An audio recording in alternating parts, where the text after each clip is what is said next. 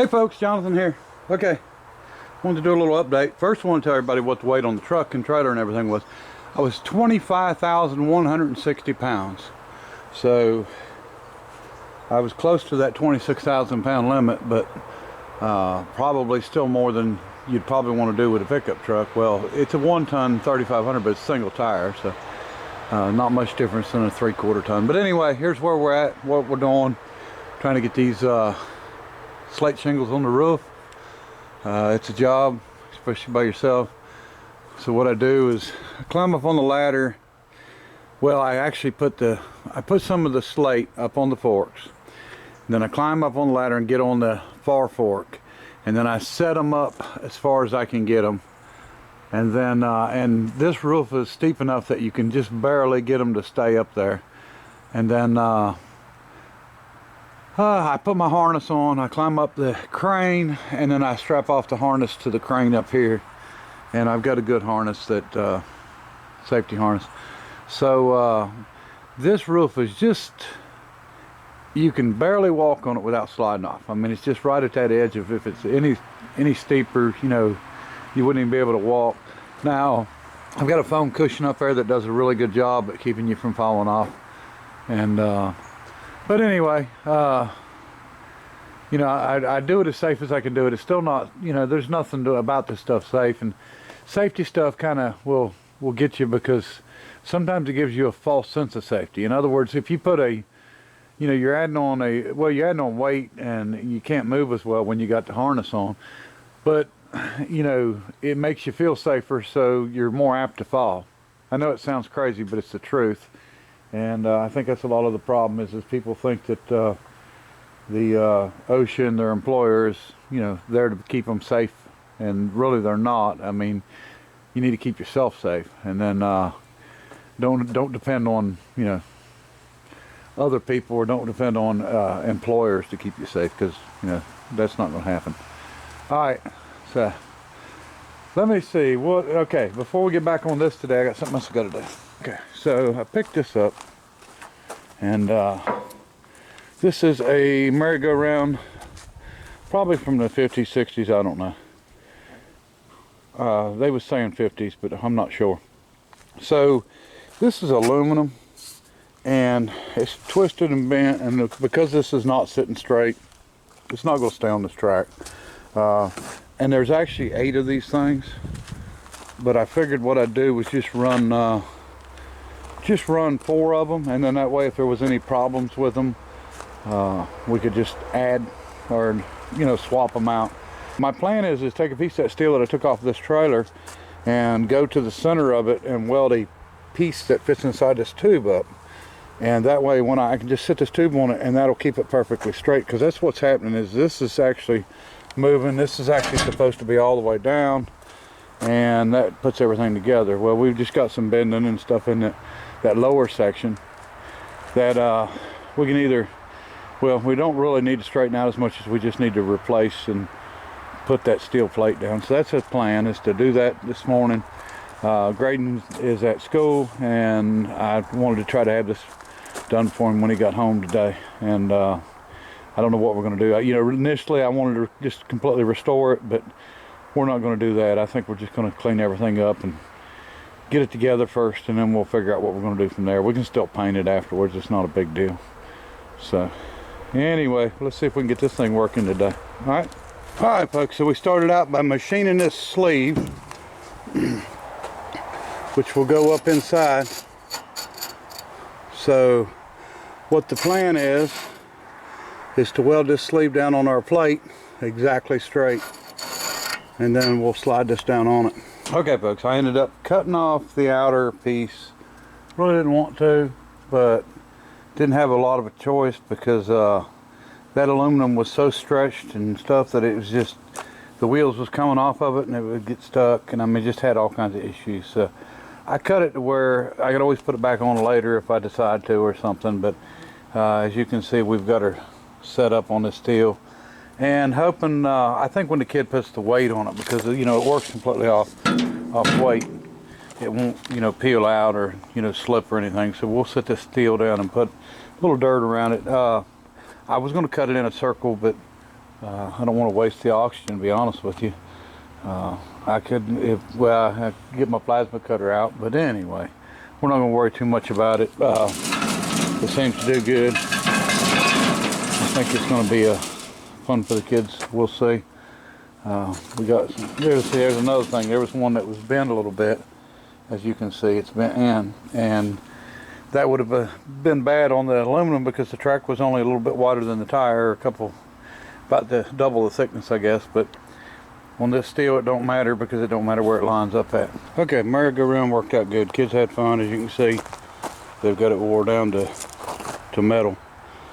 So anyway, it was Graydon and Ruby riding around, and I don't think I got any video of it, but anyway, that's temporary. We're going to paint it and do something, probably go around this and cut it out eventually before it's over with and do some more welding. Just want to check it out, and I don't think I'm going to add any more to it because we really don't need 8 seats on it. We'll just save them for extras. And I'm going to save the track and the aluminum piece, so if I ever decide to try to add something back on it, maybe we can straighten it out. It's just stretched so bad, it's just terrible, but that's alright. Alright, so here we go. Alright, so we're over here behind the Taylor Ironworks engine, Schofield engine.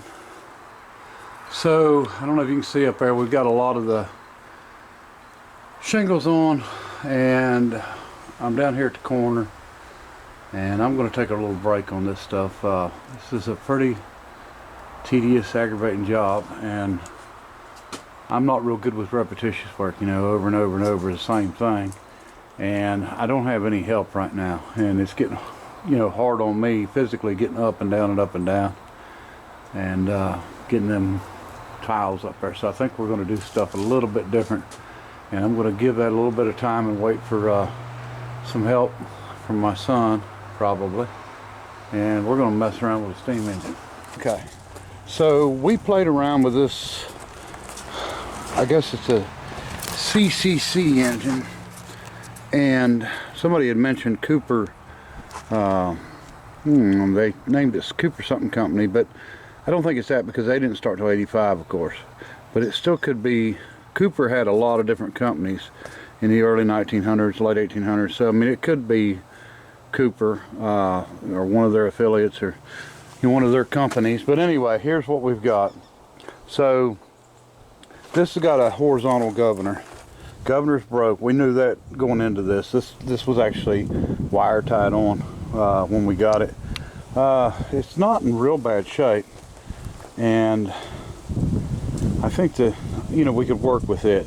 Now, you know, where this is a spring operated governor, these are springs, and then a normal one like okay, so here's an old one I got. This is gravity. There's no springs. The gravity is what holds it down. Well, this one is, I guess, sort of a combination of both. Gravity holds the top ones down pretty good. The spring would hold this one up, and here's this, or I guess that's our spring right there, and then this operates to open and close the valve. So it's a pretty simple setup, but we're going to braze this back together and see if we can get it all straightened out. But here's the deal on these two engines. My understanding was these two engines were mounted on a trailer and was taken to shows with a boiler and was actually ran on the trailer. But after looking at these and looking them over, I don't think that's the truth. I think that they was on a trailer and mounted down, and maybe for looks, but I don't think anybody has ran these things at all. And I'm going to show you why I say that. Well, first off, let me tell you, this one here is a 9x12, 9-inch bore, 12-inch stroke. This one over here is bigger. This is a 16-inch stroke. I think it's about a 10 or 11-inch bore. But anyway, so center crank, because the crank, of course, is in the center with two bearings, and I'll show you the difference in a minute. But all right, the paint.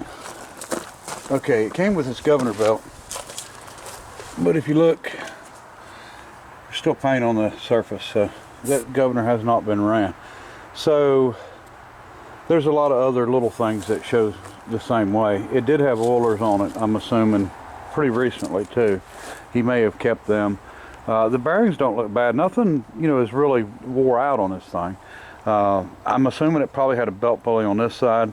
That is enough pulley, you know, or enough flywheel for this. It's a pretty heavy flywheel. It's a solid one. And, you know, it's not cupped on the inside. It's really thick, so a lot like that one, but smaller. And so we're good with one flywheel. I don't have a problem with that. And we'll probably, I've got a belt pulley. I don't know if it's going to fit it or not. I think I can bore it out to fit it. This is 3 5/8 on the diameter of the crankshaft. So here's what we got. My son Jordan and I was turning it over. I was turning it over pretty easy, and it come to a spot right before top dead center. It was kind of just a little bit hard.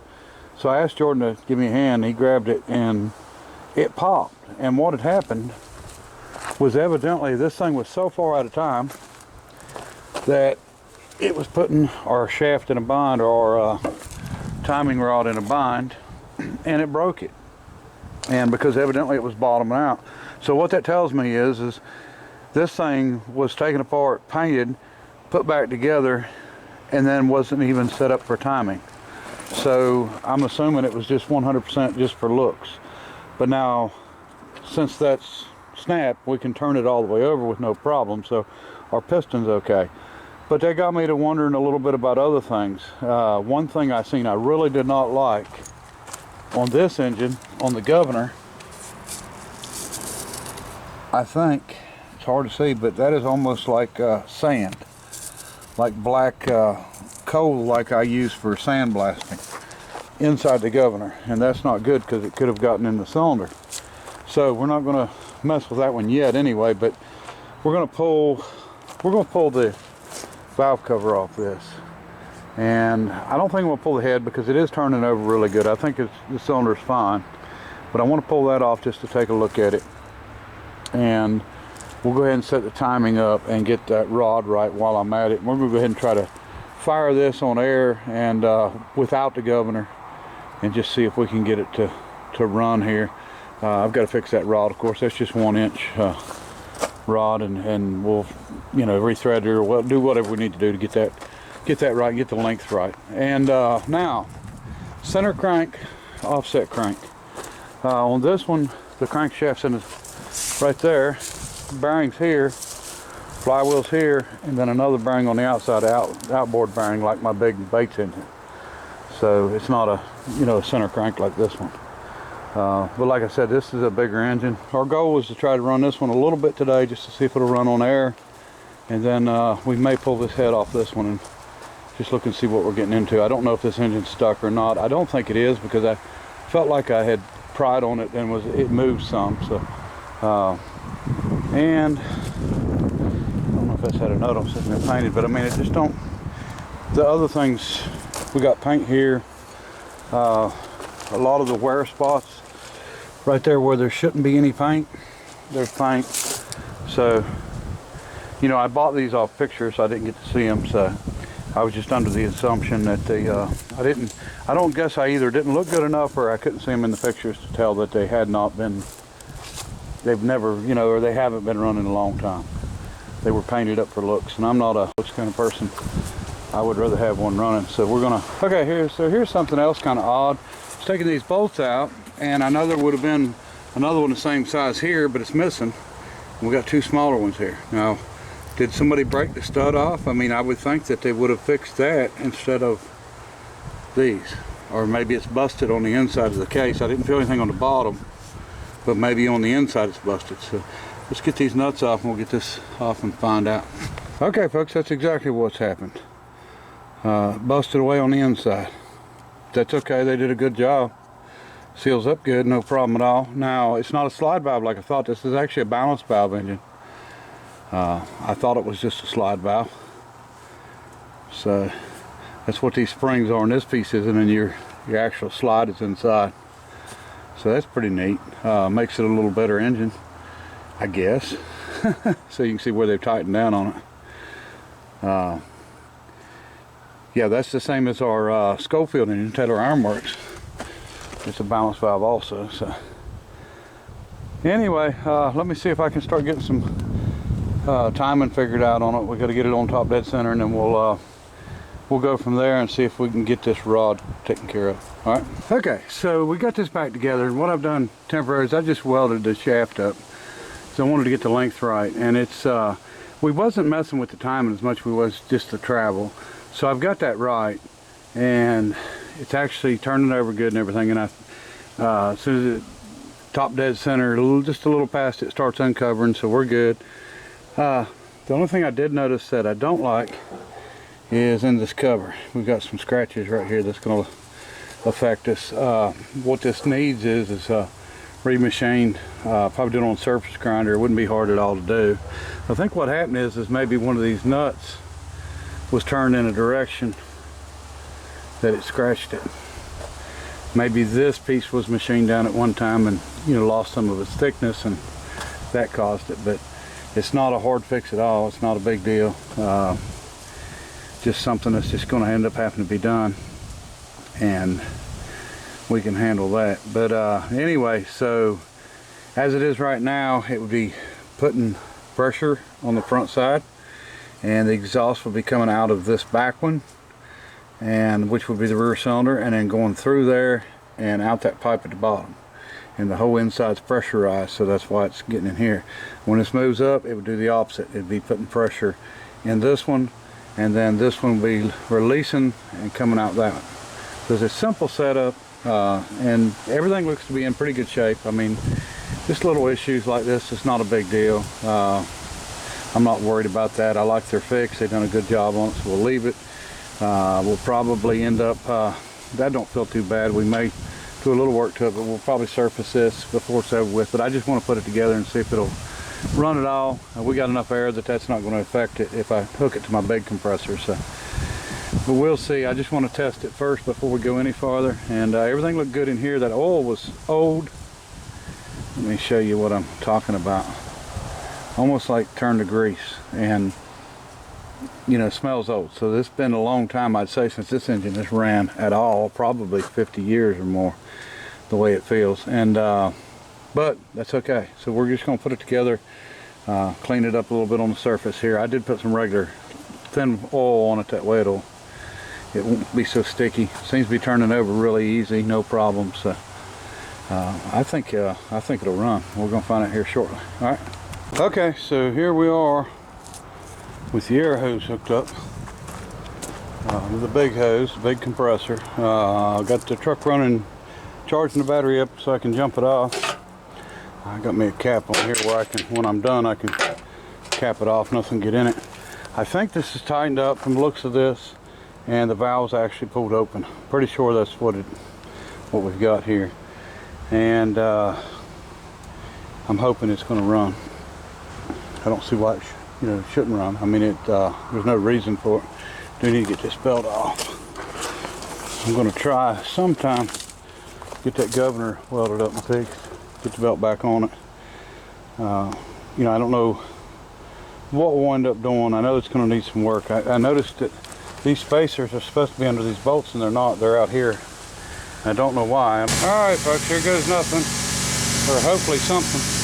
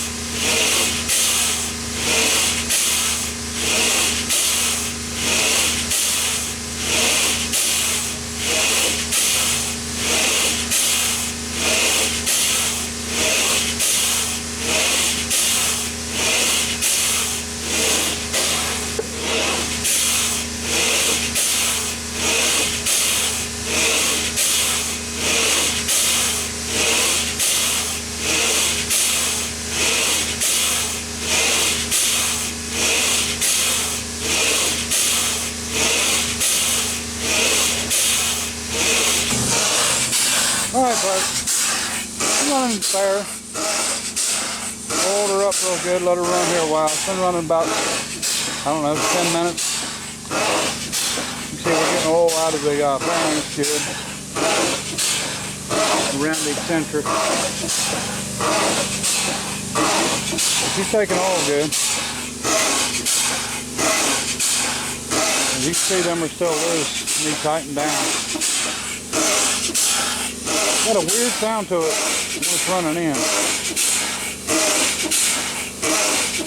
I don't know. Weird.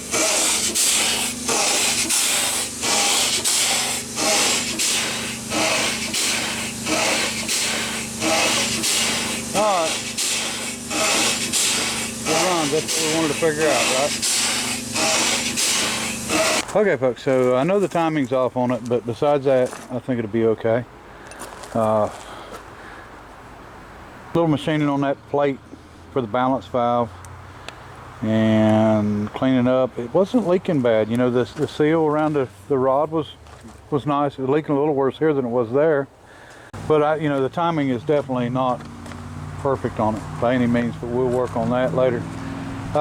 This one, I decided to pull the head off because it was loose. It was missing a couple of nuts, and all I found was a dirt dauber, and it's not stuck. Get the cylinder wall, get the governor off of it, and get the valve taken apart. Now I don't think this is balance valve at all, because, well, I say that, but I mean it still could be. You never know. And then, but as you can see, it hasn't been operated or moved here much. So we'll have to get this on a foundation before we can run it, because it's got an outboard bearing. So anyway, I think this will be just fine too from the looks of the cylinder. I don't see any issues at all in there, and it's 11-inch bore, so got 11-inch bore, 16-inch stroke. That's a pretty good size engine. And then of course 9-inch bore, 12-inch stroke. So, all right. Well, anyway, so had to do something to get my mind off that roof for a little while, so now we'll get started back on it. But I'll show you more on it later. Appreciate everybody watching. Till next time, bye.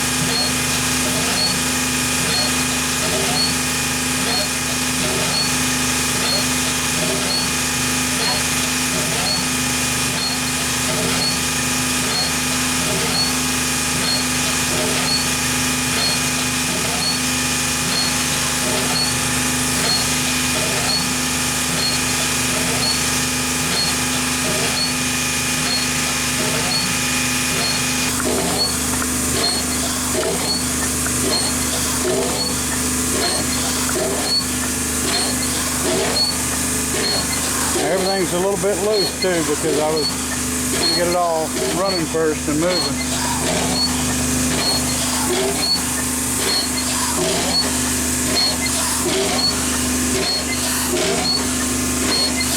And I oiled the cylinder real good. I put a lot of oil inside the line. Plus this kind of compressor puts some oil in line anyway. So.